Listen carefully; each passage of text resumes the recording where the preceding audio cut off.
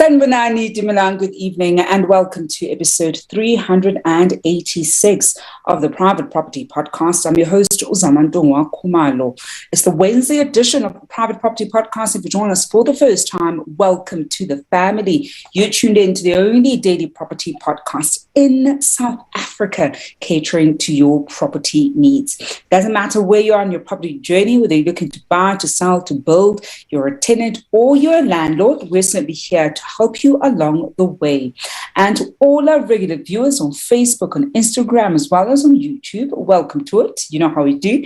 Every single weekday, you and I have an appointment where I'm always in conversation with a property expert who helps us navigate our property journey. And of course, talking about navigating our property journey, there's also a host of other great shows that you can look forward to right here across Private Property's social media pages. It's a Wednesday, so ST Klassen is going to be bringing you the First Time Home Buyers show at 8 p.m. And every Tuesdays and Thursdays, Mbali Noko brings you the Farming Podcast at the same time. And on Mondays and Fridays, Chad brings you the Home Shoppers Show, where he takes you through incredible properties that you can find on www.privateproperty.co.za. Now, as many of you can see, unfortunately, my camera is not turned on. I'm having load shedding. My network is buckling. But the show always has to continue because we always want to make sure that we're bringing you your daily dose of all things relating to property. And that's exactly what we're going to be doing. Come hell, come high water, or certainly any load shedding is not going to stop us from making sure we always tackle property matters.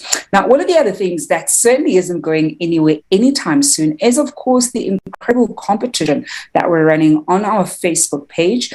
Go on over there and look at the pinned post on our page, where we're asking you to share the property advice that you've picked up from watching, whether it's this show or, of course, the other great shows that are across Private Property's social media pages. And if you do so, you stand a chance of walking away with 500 rands in cash. And all you have to do to be able to claim that prize is, if we call your name, you have to be watching us live and drop us a message to claim your prize. Now, unfortunately, we haven't had a winner claim their prize, and so the money has been rolling over in the money bag. I think we're now sitting at 2,500 rands that is in the money bag. And so whoever's going to win this evening stands a chance of walking away with that cash prize.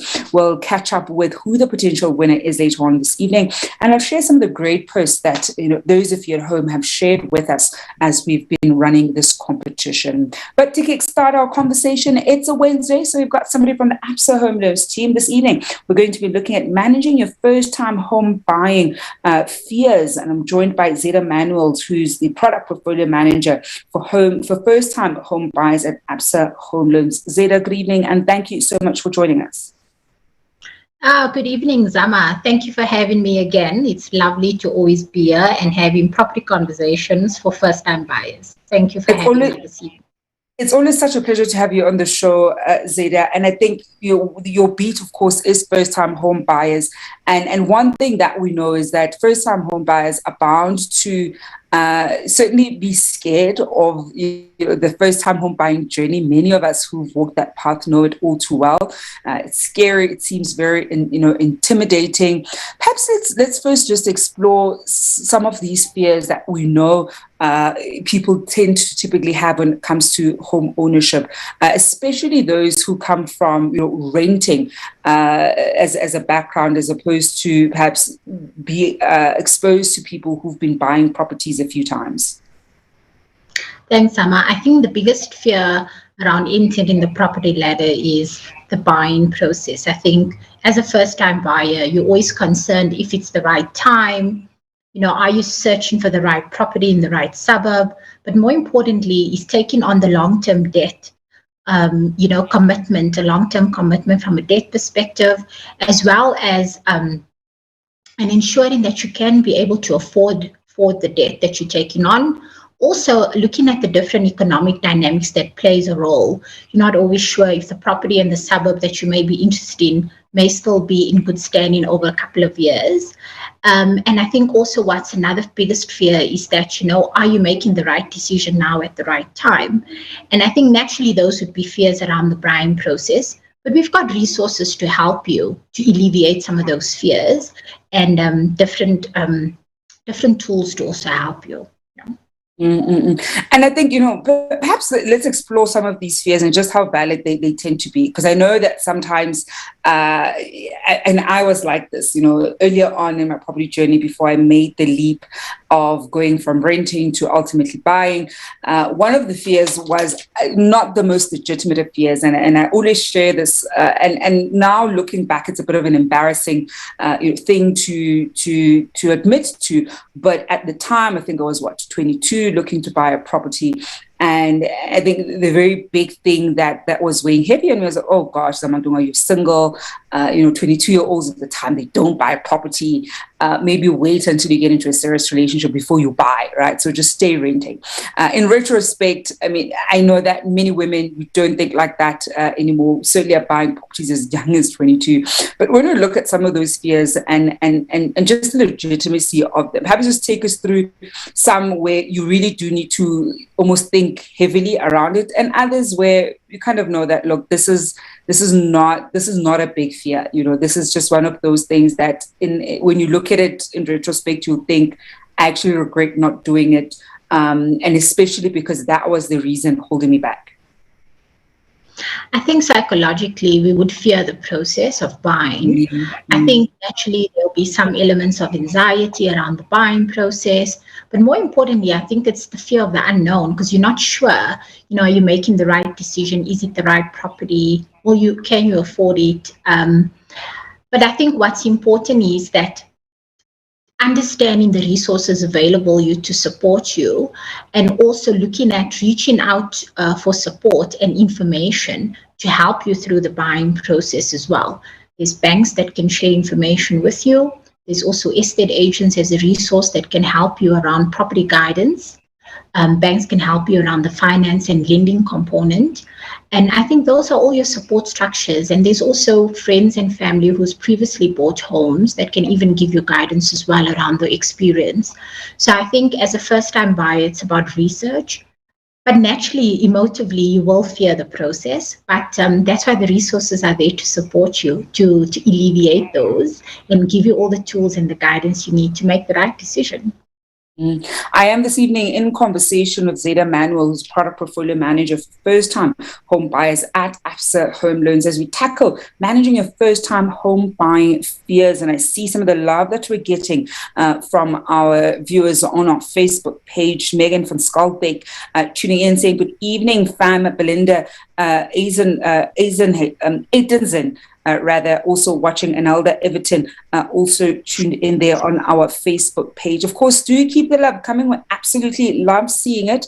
And of course, later on, as I promised, we are going to be going through a few of the posts that some of you at home have sent us for the competition that we're running, looking at some of the key things that you've learned while watching the show. Now, Zydah, I think when we look at where we can go for property advice, and this is even one of the competition that we're running, where can first-time home buyers go to get excellent property advice that's going to help them make better and more informed property decisions? Perfect. I think we'll start with a bank. We'll start with an estate agent. So an estate agent is there to give you guidance, to show you properties that you may be interested in, and you may ask the questions. Then there's private property as a search portal.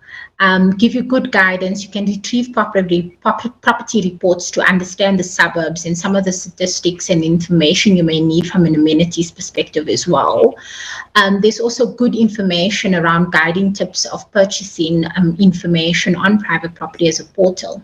When it comes to banks, the banks as a financial lender sits with the financial assistance.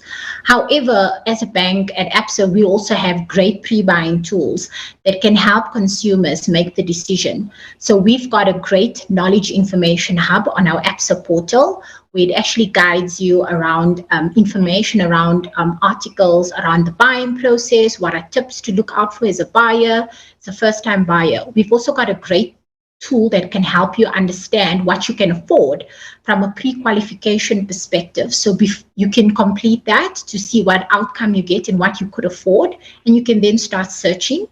And then we also got an e-learning tool, Absa Homeowner Journey, that can help you understand the ins and outs of home ownership and the entire buying process, inclusive of all the attorney costs associated to as well. And our calculators on our website can also help you navigate around affordability, what is the maximum property purchase price you can buy, and all the associated costs like attorney fees to that. So that's the sort of support that a lender can provide. And then there's, like I've mentioned, family and friends that also share their experiences around their buying processes as well and give guidance. But I think from a resource perspective, there's a bank, there's the search portal Private Property. Absa has great tools on our website to help you as a first-time buyer. And estate agents can also be a great guide and support around especially areas and properties in different suburbs as well. And of course, we are, one of the great things is, as I was saying, is that we are running this great competition where we are, asking you at home what kind of property advice you've also picked up while watching the show. Christine Dichaba saying, I'm learning daily from the show, came across it recently, listened to the session about the conveyancing process, been hooked since then. Thanks, Private Property, to many more sessions. Mallory Panther saying, for all your property needs, I've learned things on Private Property I never knew existed. HOA, olive farming, Wagner beef with Absa, and that is Mallory Panther. And Cosmos Ngube saying, investing in property is a wise move in one's lifetime. Going for such needs professional advice that's free of charge. Private Property offers this. And we've got a comment coming through from Umata Shingange saying, let's repeat the roll over a few times until we get to 10,000. 5K is also fine. Of course, she's making reference there to the competition that we're running. And Elisha is saying, my biggest worry many years ago was affordability. I didn't know whether I would be able to keep up with the increasing rates. This was, of course, way before I learned how to run my numbers. And I think that's quite a big one. Affordability certainly is one of those big things that so many people tend to worry about. And we'll talk a little bit about some of the common mistakes that people at home make. But in the meantime, let's give a look at who the potential winner of that 2,500 rands that is up for grabs this evening. And I hope they're watching. If they're not, we are, of course, going to have a rollover. But in the meantime, let's have a look who the lucky winner is.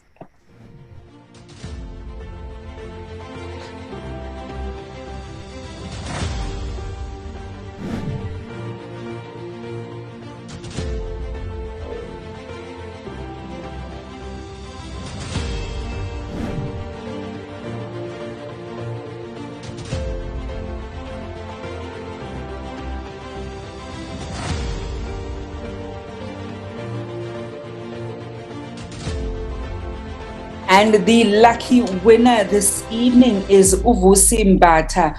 Vusi Mbata, congratulations. You're the winner of that 2,500 rands that is up for grabs this evening. I hope that Vusi is indeed watching and can claim that prize.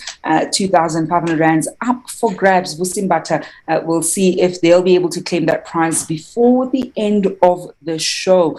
Continuing with our conversation with Zydah Manuel, who's a product portfolio manager for first-time home buyers and Absa Home Loans, talking about managing your first-time home buying fears.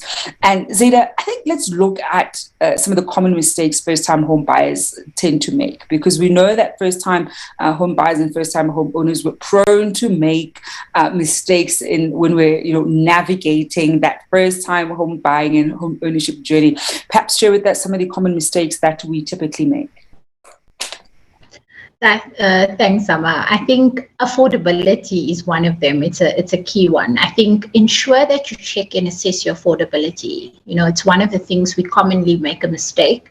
We don't run our numbers to better understand, can we afford a property, and entering into an agreement over the long term. Also, understanding your credit record. Ensure that it's a good credit record, and if you have any challenges or anything that you need to clear up on there, reach out to the bureau and get a credit report. You do get one annually free from TransUnion or Experian, so you can understand your credit standing. And then I think not having enough money saved up for the attorney associated cost to home ownership, such like attorney fees, once-off electricity, utility expenses, as well as moving costs, and then assess your budget to ensure that you can actually accommodate additional expenses. And also, once you're a homeowner, you need to always have disposable income and savings set aside for unexpected maintenance costs from a homeowner perspective. Those become you accountable for those over time. And then also, those are some of the common mistakes we make, and we're not really completely prepared for the journey. And when we entered and we're there, we get these surprises, and we might not be ready, and it can then make the entire buying experience negative. So that's why we have all the resources available, to support first-time homeowners, first-time buyers as they prepare for the journey, so that it can be a really positive experience rather than negative. And I think that's such an important one, to take note of. And I think one of the other big things is, of course, preparing to buy. Zydah, I think what are some of the best ways to make sure then, especially first-time home buyers who are watching? I know many people are setting their plans for 2022, looking to certainly have property goals as part of their goals for the new year. How can they best prepare themselves in the event where buying a home is part of the goals for the new year? I think as the preparation journey begins, I think one of it should first start with, do you have an idea of which suburb you'd like to buy, which area you're interested in? Research the area, understand the amenities and its surroundings, understand, traffic connectivity or transport networks, around the area. So you have a good understanding of possible areas you may be interested in. Then retrieve some property reports to understand, what are average home prices in that area, and have a better understanding around the area from an information perspective. And I think that's another way where you can access some of this information via private property as well on their website. I think then go to your personal budget, assess your budget and understand, can I actually afford a home? Look at your income, look at your expenses. Try to look at where you can reduce unnecessary expenses, keep them quite minimal so that you can actually afford a repayment of a home. Then utilize calculators. We've got that on our Absa website. Play around with a calculator to understand, if I buy a home for different price ranges, what's the associated attorney fees to that? What would be an average repayment installment for a home loan? Then also look at the affordability, and that goes inside with your affordability. Then you can complete a pre-qualification to see what you can actually afford, and then also, as mentioned, make sure that your credit record is in good standing and you clear that up. But also with budgeting as well, all the other additional costs that you will incur as a homeowner, such like insurance cost. If you're buying in a sectional title property or estate living, levies, average levy costs as well, take that into account, and moving costs, as well as consider as a homeowner, what is some of the furniture costs that you need to save up for. Check your savings. Do you have enough savings to accommodate some of those expenses that you will incur as you prepare for the journey? And I think those are all things that can help you prepare for your journey as you think about becoming a property owner as a first-time buyer. We are taking your questions and comments this evening as we look at managing your first-time home buying fears with Zydah Manuel from Absa Home Loans. Tiatu Munyai asking, do you give 100% bond for first-time home buyers? And I want to expand on that question, Zydah, around, what informs a bank extending 100% LTV versus maybe an 80 or 90? Because I know many people probably may want 100%, even if they've got the deposit, but still want that 100% LTV. So do you give it for first-time home buyers? And also, what informs a bank actually getting to 100% instead of it being 90 or 80%? Thank you, Zama. That's a really great question. I think it goes back to affordability. So as a bank, when you submit an application, we assess your application to understand if you can afford a loan, and if you're in good standing from a credit scoring perspective and a lending perspective. So we've got to align to that. We do the assessment for affordability and credit lending, and then that is how the outcome is calculated in terms of the type of lending we give you.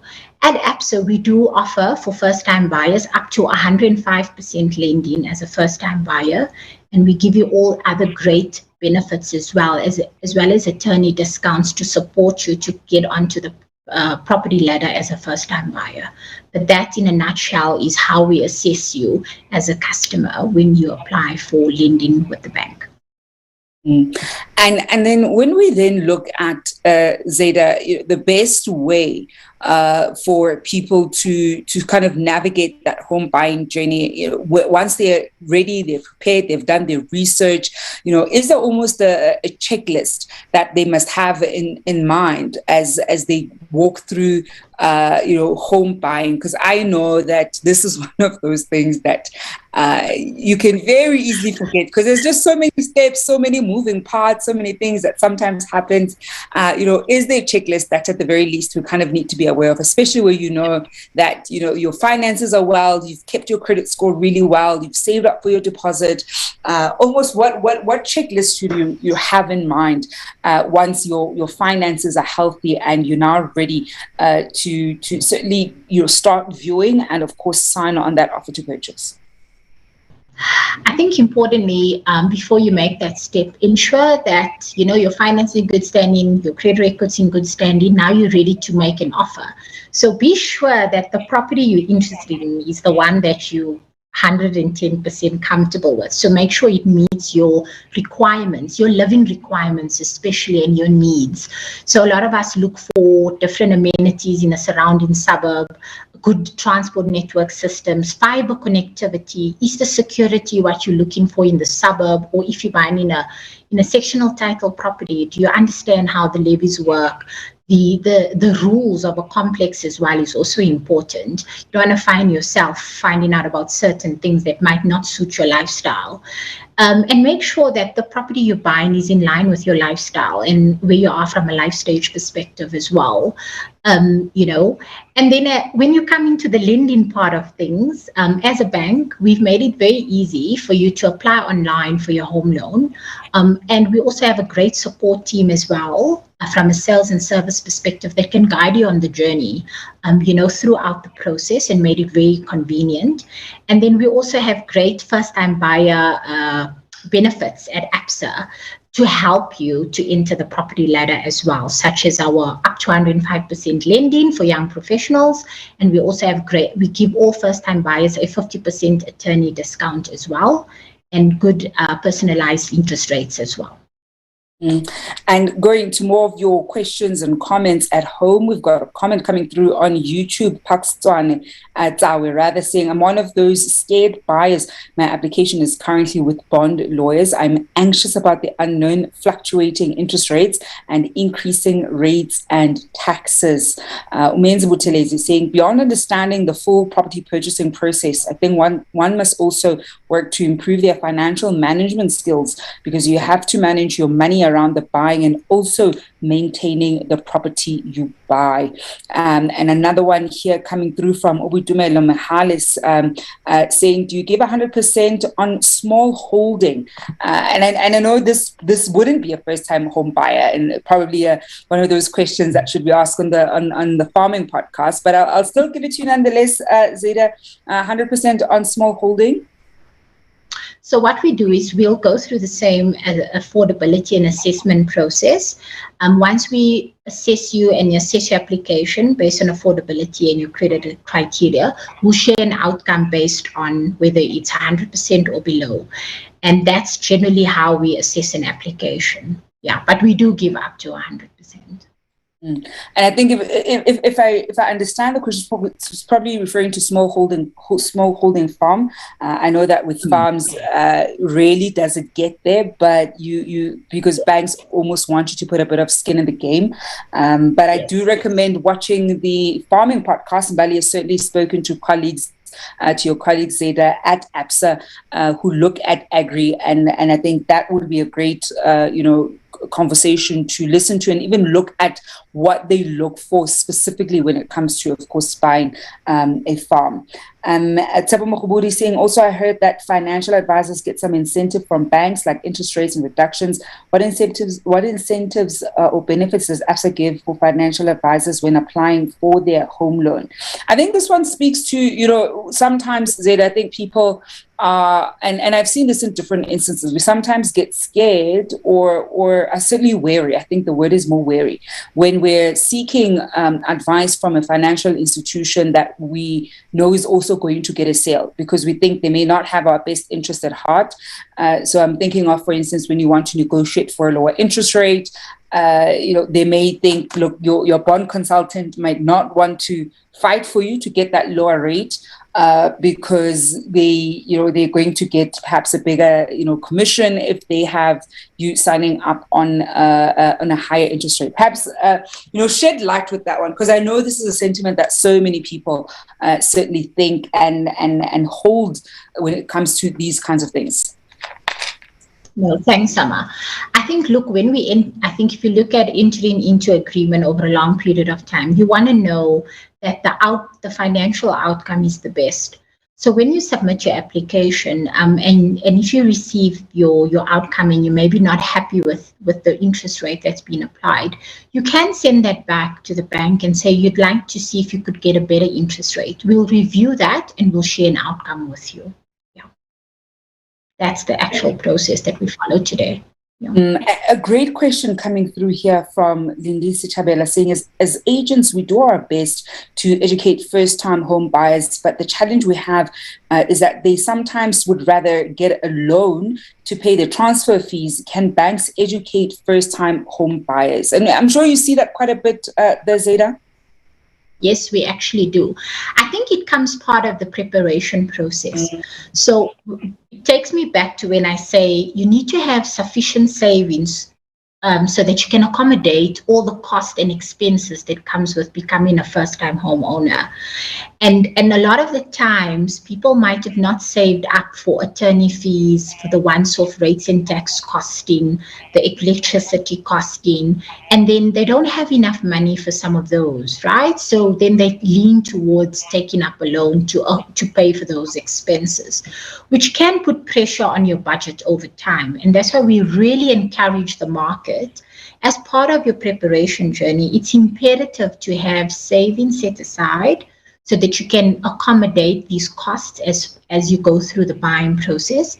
And more importantly, like I've mentioned, when you assess your budget, try to keep your expenses at a minimal and really for basics, and not incur additional debt when you're taking up a long-term debt like a home loan as well, because you can feel the pressure over time, especially when the economy takes a turn and interest rates start increasing. Then when you assess your budget, you will find that you might be a little bit tight, because now you can't accommodate the interest rate hike increases, and you might be struggling with repayments in the long term. So it's very important to manage your finances, be very prudent about it, and really, when you become a homeowner, really ensure that your budget accommodates, that has a surplus, and you can actually save for those unexpected expenses as well that you can incur once you're a homeowner. And also ensure that you always have a savings pool set aside. That's the guidance I can share as Zama. And as we wrap, Zydah, I think one of those questions that many first-time home buyers sometimes have is what the ideal first purchase is. Is it an existing, property, or a property in an existing complex or estate? Is it buying off plan? Is it buying a full title, freestanding property? How should people be sort of thinking through the type of property that they should be buying as their first purchase? Great, Sama. I think assess where you are from a life stage perspective and lifestyle perspective. There's benefits to sectional title if you're looking for security, lock up and go. Body corporate manages the levies. You just pay a once-off cost for levies and maintenance, and that's been managed by the body corporate if you're in a sectional title property. Also, structure insurance is also taken up by the body corporate as an example if you're in a sectional title property. And also, these days, some of our sectional estate living type of properties comes with certain requirements like fiber networks, etc. And those things have become quite important. So I think it's really dependent on where you are in your life stage. A freestanding property is also great. I think you just become responsible for upscaling your security or in improving the security of a freestanding property if that's important to you.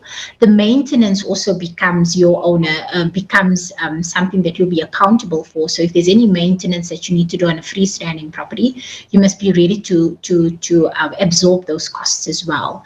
And I think those are some of the pros and cons that you've got to weigh up, based on your desires and your needs. And also your life stage where you find yourself, are you single? Would you want to buy the property for investment? Is it for extended family? Are you young parents?